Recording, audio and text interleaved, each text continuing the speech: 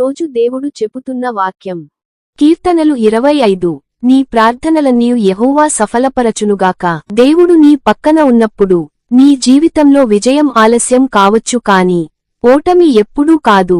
వాక్యం చెబుతున్నది, యెహోవా నీ రక్షణను బట్టి మేము జయోత్సాహము చేస్తాము, మా దేవుని నామమును బట్టి మా ధ్వజము ఎత్తుతాము. అంటే నీ విజయానికి మూలం నీ శక్తి కాదు, దేవుడే. నీ ఎదుగుదలకు కారణం నీ ప్రయత్నం మాత్రమే కాదు, ఆయన కృప.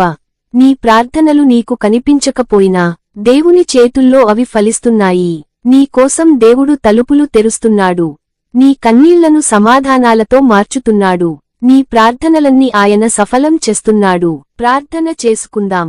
కళ్ళు మూసుకొని ఏకీభవించండి. ప్రభువా, మా జీవితాల్లో విజయం ఇచ్చే దేవుడివి.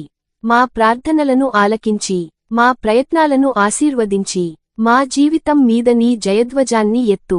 ఆమెన్.